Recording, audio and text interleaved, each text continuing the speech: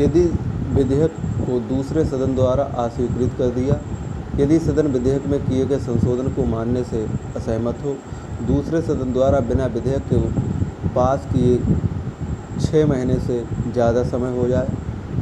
उपरोक्त तीनों परिस्थितियों में विधेयक को निपटाने और इस पर चर्चा करने और मत देने के लिए राष्ट्रपति दोनों सदनों की बैठक बुलाता है। उल्लेखनीय है कि संयुक्त बैठक साधारण विधेयक या वित्त विधेयक के मामले में ही आहूत की जा सकती है तथा धन विधेयक या संविधान संशोधन विधेयक के बारे में इस प्रकार की संयुक्त बैठक आहूत करने की कोई व्यवस्था नहीं है। धन विधेयक के मामले में संपूर्ण शक्तियां लोकसभा को हैं, जबकि संविधान संशोधन विधेयक के बारे में विधेयक को दोनों सदनों से अलग अलग पारित होना आवश्यक है। 6 माह की अवधि में उस समय को नहीं गिना जाता जब अन्य सदन में 4 क्रमिक दिनों हेतु सत्रावसान या स्थगन रहा हो। यदि कोई विधेयक लोकसभा विघटन के कारण छूट जाता है तो संयुक्त बैठक नहीं बुलाई जा सकती, लेकिन संयुक्त बैठक तब बुलाई जा सकती है जब राष्ट्रपति इस प्रकार की बैठक को नोटिस देते हैं जो लोकसभा विघटन से पूर्व जारी कर दिया गया हो। राष्ट्रपति द्वारा इस प्रकार का नोटिस देने के बाद कोई भी सदन में इस विधेयक पर कोई कार्रवाई नहीं कर सकता। दोनों सदनों की संयुक्त बैठक की अध्यक्षता लोकसभा का अध्यक्ष करता है। यदि उसकी अनुपस्थिति में उपाध्यक्ष यह दायित्व निभाता है। यदि उपाध्यक्ष भी अनुपस्थित हो तो राज्यसभा का उपसभापति यह दायित्व निभाता है। यदि राज्यसभा का उपसभापति अनुपस्थित हो तो संयुक्त बैठक में उपस्थित सदस्यों द्वारा इस बात का निर्णय किया जाता है कि संयुक्त बैठक की अध्यक्षता कौन करेगा। यहाँ यह स्पष्ट करना आवश्यक है कि साधारण स्थिति में संयुक्त अधिवेशन की अध्यक्षता राज्यसभा का अध्यक्ष नहीं करता, क्योंकि वह किसी भी सदन का सदस्य नहीं होता। इस संयुक्त बैठक का कोरम दोनों सदनों की कुल सदस्य संख्या का 1/10 भाग होता है। 1 से 10 भाग होता है। संयुक्त बैठक की कार्रवाई लोकसभा के प्रक्रिया नियमों के अनुसार संचालित होती है, न कि राज्यसभा के नियमों अनुसार।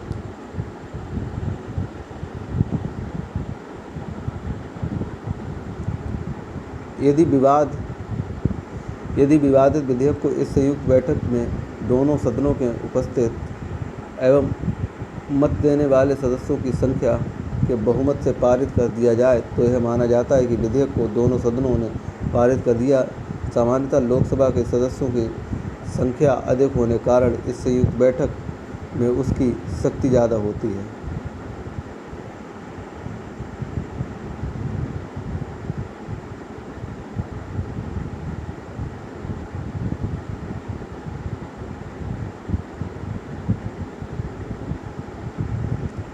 संविधान में ये उपबंध है कि इस संयुक्त बैठक में कोई भी संशोधन केवल 2 परिस्थितियों के अलावा नहीं किया जा सकता।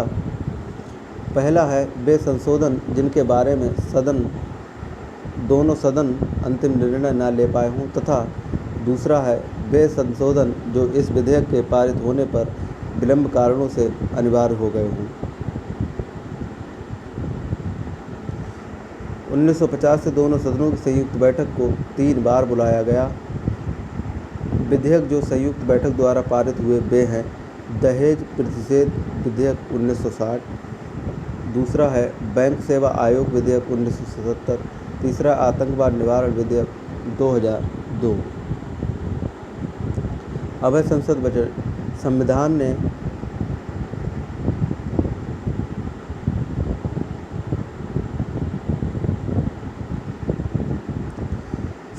ने बजट को वार्षिक वित्तीय विवरण कहा है। दूसरे शब्दों में बजट शब्द का संविधान में कहीं उल्लेख नहीं है। यह वार्षिक वित्तीय विवरण का प्रचलित नाम है। इसका उल्लेख संविधान के अनुच्छेद 112 में किया गया। इसमें वित्तीय वर्ष के दौरान भारत सरकार की अनुमानित प्राप्तियों और खर्च का विवरण होता है, जो 1 अप्रैल से प्रारंभ होकर 31 मार्च तक होता है। बजट में निम्नलिखित शामिल हैं: राजस्व एवं पूंजी की अनुमानित प्राप्तियां, राजस्व बढ़ने के उपाय एवं साधन, ये उपाय कर लेना, ये शब्द यहाँ पर उपाय होगा। खर्च का अनुमान, वास्तविक प्राप्तियाँ एवं खर्च का विवरण, आने वाले साल के लिए आर्थिक एवं वित्तीय नीति, कर व्यवस्था, खर्च की योजना एवं नई परियोजना। 2017 तक भारत सरकार के 2 बजट होते थे, रेलवे बजट और आम बजट। पहले बजट में सिर्फ रेल मंत्रालय का आय व्यय शामिल होता था, जबकि आम बजट में भारत सरकार के सभी मंत्रालय, रेल के आय व्यय को छोड़कर सभी मंत्रालयों के आय व्यय का विवरण होता है। रेलवे बजट को आम बजट में एक वर्ष समिति रिपोर्ट 1921 की सिफारिश पर 1924 में पृथक कर दिया गया। इसके कारण निम्नलिखित थे: रेल वित्त में लचीलापन लाना, रेल को नीति निर्धारण के अवसर उपलब्ध कराना, रेलवे राजस्व में सुनिश्चित वार्षिक अंशदान उपलब्ध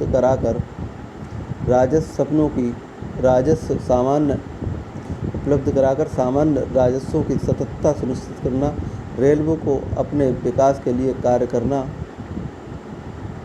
साधारण राजस्व को नियत वार्षिक भाग अदा करने के बाद।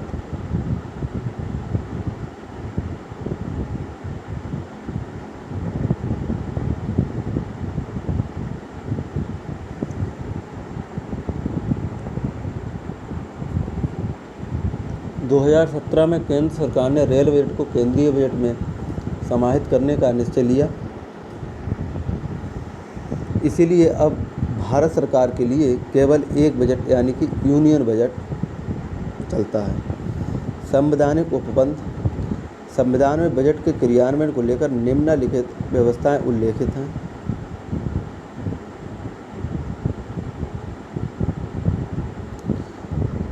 राष्ट्रपति इसे हर वित्त वर्ष में संसद के दोनों सदनों में पेश कराएगा। बिना राष्ट्रपति की सिफारिश के कोई अनुदान की मांग नहीं की जाएगी। समेकित विधि निर्मित विनियोग के बाद यहाँ पर बिना कर लेना के बिना भारत की संचित निधि से कोई धन नहीं निकाला जाएगा। बिना राष्ट्रपति की संस्तुति के कर निर्धारण वाला कोई विधेयक संसद में पुनः स्थापित नहीं होगा।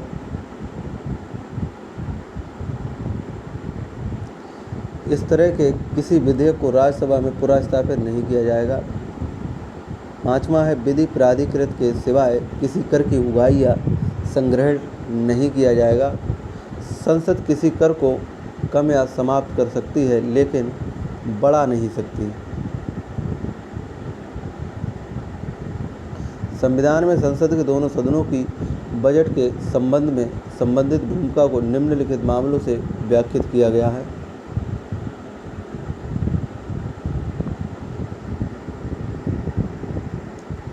धन विधेयक या वित्त विधेयक को राज्यसभा में पुनः स्थापित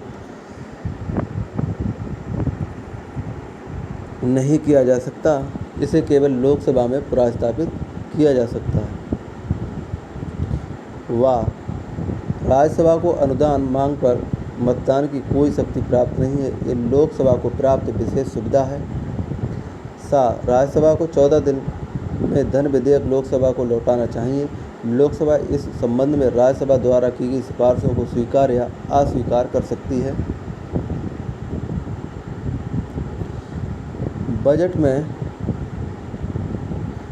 में व्यय अनुमान को भारत की संचित विधि पर भारित व्यय और भारत की संचित निधि से किए गए व्यय को पृथक दिखाना चाहिए।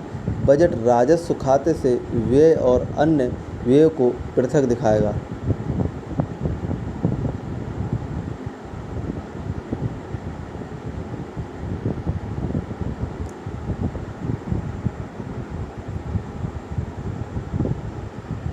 भारत की संचित निधि कंसोलिडेटेड फंड ऑफ इंडिया पर चार्ज किया गया खर्च संसद के मत के लिए प्रस्तुत नहीं किया जाएगा। हालांकि इस पर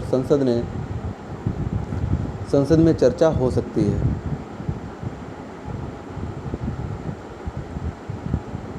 बात करें भारित व्यय की।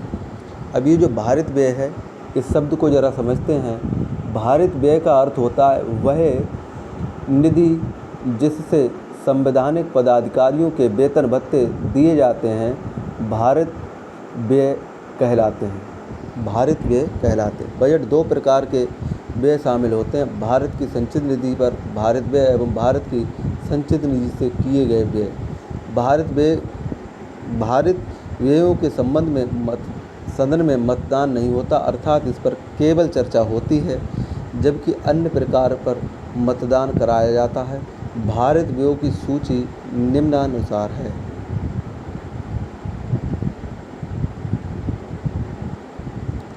राष्ट्रपति की परिलब्धियां एवं भत्ते तथा उसके कार्यालय के अन्य व्यय। उपराष्ट्रपति, लोकसभा अध्यक्ष, राज्यसभा के उपसभापति, लोकसभा के उपाध्यक्ष के वेतन एवं भत्ते। उच्चतम न्यायालय के न्यायाधीशों के वेतन भत्ते एवं पेंशन। उच्चतम न्यायालय के न्यायाधीशों की पेंशन। भारत के नियंत्रक एवं महालेखा परीक्षक के वेतन एवं भत्ते एवं पेंशन। संघ लोक सेवा आयोग के अध्यक्ष एवं सदस्यों के वेतन एवं भत्ते, पेंशन। उच्चतम न्यायालय भारत के नियंत्रक एवं महालेखा परीक्षक कार्यालय एवं संघ लोक सेवा आयोग के कार्यालय के प्रशासनिक व्यय, जिसमें इन कार्यों में कार्यरत कार्मिकों के वेतन भत्ते पेंशन शामिल होते हैं। ऐसे ऋण भार जिनका दायित्व भारत सरकार पर है, जिनके अंतर्गत ब्याज, निरपेक्ष निधि भार और मोचन भार तथा उधार लेने और ऋण सेवा और ऋण मोचन से संबंधित अन्य व्यय हैं। मोचन का अर्थ होता है रहित या निपटारा करना।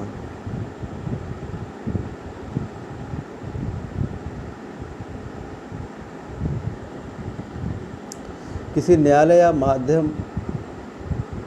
मध्यस्थम अधिकरण के निर्णय, डिक्री यानी कि आज्ञप्ति या पंगर की तुष्टि के लिए अपेक्षित राशियां, संसद द्वारा विहित कोई अन्य व्यय, पारित होने की प्रक्रिया, बजट कैसे पारित होता है, ये चीज़ समझेंगे।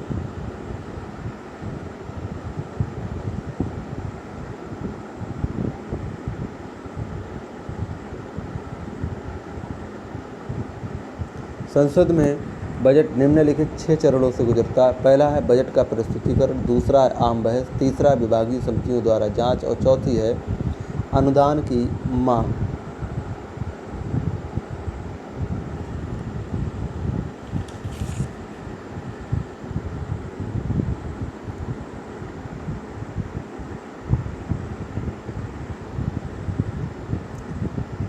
पाँचवीं है विनियोग विधेयक का पारित होना। छठी है वित्त विधेयक का पारित होना। अब हम बात करते सबसे पहले नंबर की, वह है बजट का प्रस्तुतिकरण। परंपरा से बजट लोकसभा के वित्त मंत्री द्वारा फरवरी माह के अंतिम कार्य दिन को प्रस्तुत किया जाता है। 2017 में बजट अब फरवरी में प्रस्तुत किए जाने लगा।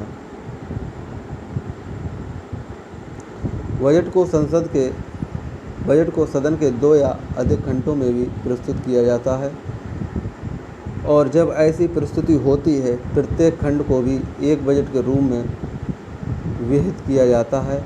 साथ ही बजट पर उस दिन कोई चर्चा नहीं होती जिस दिन उसे प्रस्तुत किया गया है।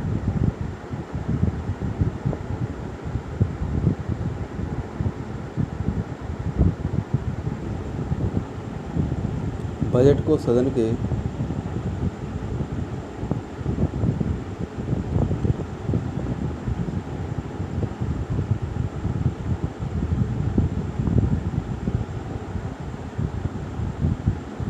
बजट को प्रस्तुत करते समय वित्त मंत्री सदन में जो भाषण देता है उसे बजट भाषण कहते हैं। लोकसभा में भाषण के अंत में मंत्री बजट प्रस्तुत करता है। राज्यसभा में इसे बाद में पेश किया जाता है। राज्यसभा को अनुदान मांगों पर कटौती का कोई अधिकार नहीं होता। संसद में प्रस्तुत बजट दस्तावेज में निम्नलिखित सम्मिलित रहते हैं। पहला है बजट भाषण, दूसरा है वार्षिक वित्तीय विवरण, तीसरा है अनुदान मांग, चौथा है विनियोग विधेयक, पाँचवा है वित्त विधेयक और छठा है FRBM act, physical responsibility and budget management act.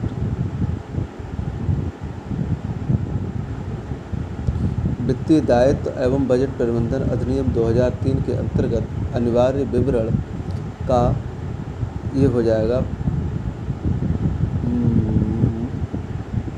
यहाँ पर ये काट के मेट्रो की जगह पे मैक्रो इकोनॉमिक फ्रेमवर्क स्टेटमेंट हो जाएगा।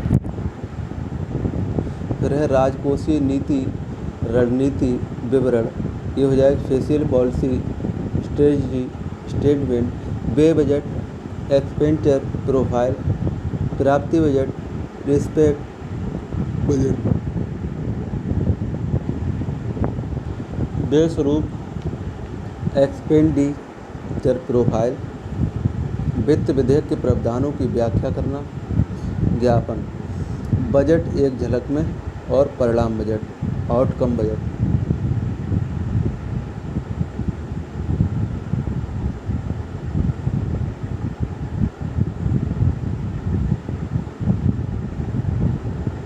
पहले बजट के साथ साथ आर्थिक सर्वेक्षण की मांग भी संसद में प्रस्तुत किया जाता था। अब इसे बजट प्रस्तुत करने के 1-2 दिन पहले प्रस्तुत किया जाता था। प्रतिवेदन वित्त मंत्रालय द्वारा तैयार किया जाता है जो देश की आर्थिक दशा को दर्शाता है। आम बजट आम बहस। आम बहस साधारण बजट को प्रस्तुत करने की तिथि के कुछ दिन बाद तक बजट पर आम बहस चलती रहती है। दोनों सदन इस पर 3 से 4 दिन बहस करते हैं। इस चरण में लोकसभा इसके पूरे या आंशिक भाग पर चर्चा कर सकती है। इससे संबंधित प्रश्नों को उठाया जा सकता है। बहस के अंत में वित्त मंत्री को अधिकार है कि वह इसका जवाब दे। फिर विभागीय समितियों द्वारा जांच। बजट पर आम बहस पूरी होने के बाद सदन 3 या 4 हफ्तों के लिए स्थगित हो जाता है। इस अंतराल के दौरान संसद की 24 स्थायी समितियां अनुदान की मांग आदि का विस्तृत से पड़ताल करती हैं और एक रिपोर्ट तैयार करती हैं। इन रिपोर्टों को दोनों सदनों में विचारार्थ रखा जाता है। स्थायी समिति की ये व्यवस्था 1993 में वर्ष 2004 में इसे विस्तृत किया गया।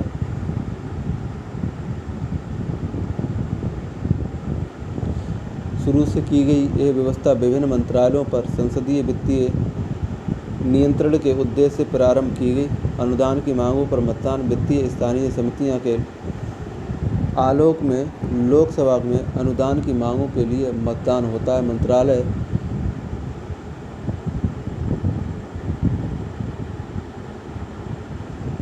मांगें मंत्रालय बार प्रस्तुत की जाती हैं। पूर्ण मतदान के उपरांत एक मांग अनुदान बन जाती है। इस संदर्भ में 2 बिंदु उल्लेखनीय। एक, अनुदान के लिए मतदान लोकसभा की विशेष शक्ति है जो कि राज्यसभा के पास नहीं। दूसरा, राज्यसभा को मतदान का अधिकार बजट के मताधिकार वाले हिस्से पर ही होता है तथा इसमें भारत की संचय निधि पर भारित व्यय शामिल नहीं होते। इस पर केवल चर्चा की जा सकती है। प्रत्येक मांग पर लोकसभा में अलग मतदान होता है। इस दौरान संसद सदस्य इस पर बहस करते हैं। सदस्य अनुदान मांगों पर कटौती के लिए प्रस्ताव भी ला सकता है। इस प्रकार के प्रस्ताव को कटौती प्रस्ताव कहा जाता है, जिसके 3 प्रकार होते हैं।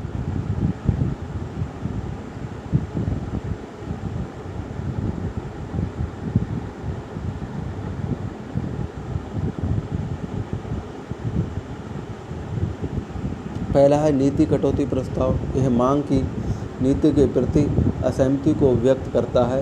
इसमें कहा जाता है कि मांग की राशि 1 रुपये कर दी जाए। सदस्य कोई वैकल्पिक नीति भी पेश कर सकते हैं। आर्थिक कटौती प्रस्ताव। इसमें इस बात का उल्लेख होता है कि प्रस्तावित व्यय अर्थव्यवस्था पर प्रभाव पड़ सकता है। इसमें कहा जाता है कि मांग की राशि को एक निश्चित सीमा तक कम किया जाए। यह या तो मांग में एक मुश्त कटौती हो सकती है या फिर पूर्ण समाप्ति या मांग की किसी मद में कटौती। सांकेतिक कटौती प्रस्ताव ये भारत सरकार के किसी दायित्व से संबंधित होता है। इसमें कहा जाता है कि मांग में 100 रुपये की कमी की जाए।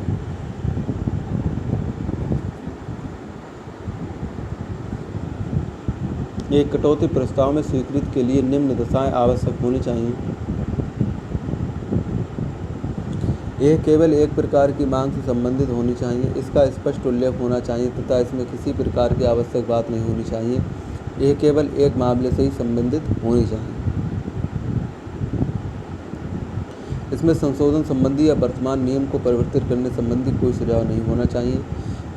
इसमें संघ सरकार के कार्य क्षेत्र बाहर किसी विषय का उल्लेख नहीं होना चाहिए। इसमें भारत की संचय निधि पर भारित व्यय से संबंधित कोई विषय नहीं होना चाहिए। इसमें किसी न्यायालय प्रकरण का उल्लेख नहीं होना चाहिए। इसके द्वारा विशेषाधिकार का कोई प्रश्न नहीं उठाया जा सकता। इसमें पुनर्चर्चा का कोई विषय नहीं होना चाहिए। इसके बारे में इसी सत्र में पहले से ही कोई निर्णय लिया जा चुका है। यह आवश्यक विषय से संबंधित नहीं होनी चाहिए।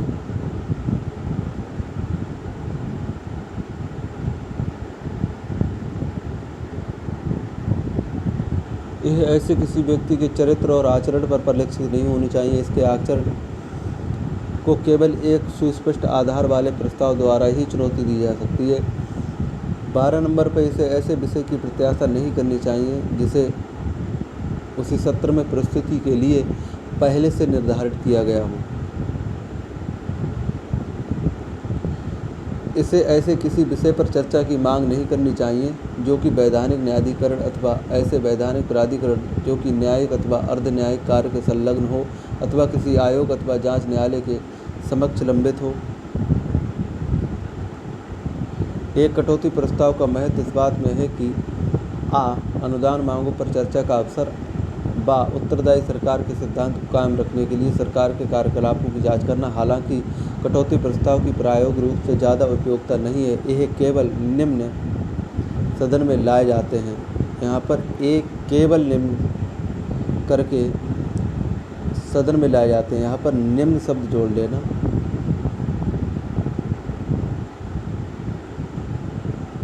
तथा इन पर चर्चा होती है, लेकिन सरकार का बहुमत होने के कारण इन्हें पास नहीं किया जा सकता। ये केवल कुछ हद तक सरकार पर अंकुश लगाते हैं। अंतिम दिन में यदि चर्चा के लिए आवंटित दिन और अनुदान की मांगों को मतदान करते हैं, अध्यक्ष सभी शेष मांगों को मतदान के लिए पेश करता है तथा इसका निपटान करता है, फिर चाहे सदस्यों द्वारा इन पर चर्चा की गई हो या नहीं। इसे गिलोटिन के नाम से जाना जाता है।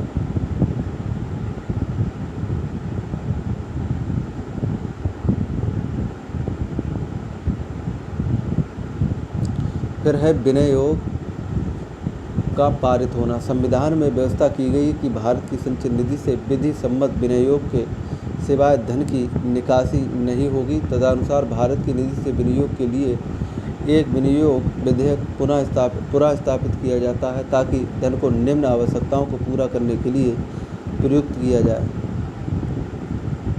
लोकसभा में मतदान द्वारा किए गए अनुदान भारत की संचय निधि पर भारित व्यय।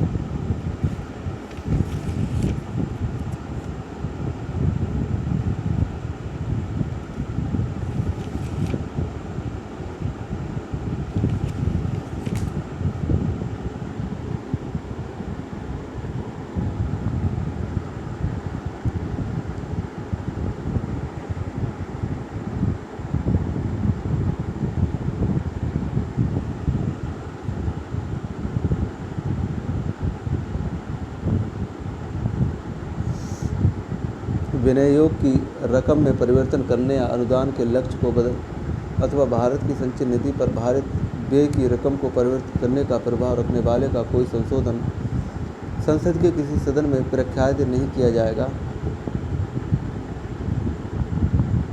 इस मामले में राष्ट्रपति की सहमति के उपरांत ही कोई अधिनियम बनाया जा सकता है। इसके बाद ही संचित निधि से किसी प्रकार के धन की निकासी की जा सकती है। इसका अर्थ है कि विनियोग विधेयक को लागू होने तक सरकार भारत की संचय निधि से कोई धन आहरित नहीं कर सकती।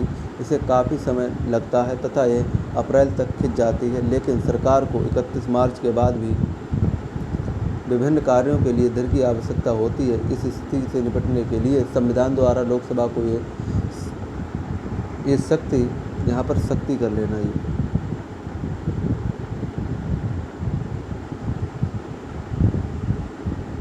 ये शक्ति दी गई कि वह इस प्रकार की आवश्यकता कार्य के लिए विशेष प्रयासों के माध्यम से धन का अपहरण कर सकती है। इस लेखानुदान के नाम से जाना जाता है। इसे बजट पर आम बहस के उपरांत पारित किया जाता है। इसमें सामान्यतः कुल अनुमान के 1 से 6 भाग के बराबर 2 माह के व्यय हेतु स्वीकृति दी जाती है।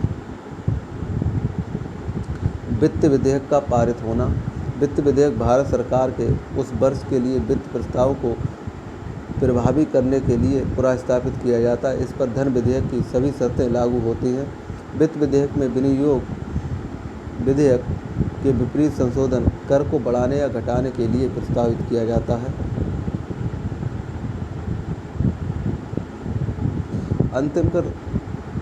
अंतिम संग्रहण अधिनियम 1931 के अनुसार वित्त विधेयक को 75 दिनों के भीतर प्रभावी हो जाना चाहिए। वित्त अधिनियम बजट के आय पक्ष को विधिक मान्यता प्रदान करता है और बजट को प्रभावी स्वरूप देता है।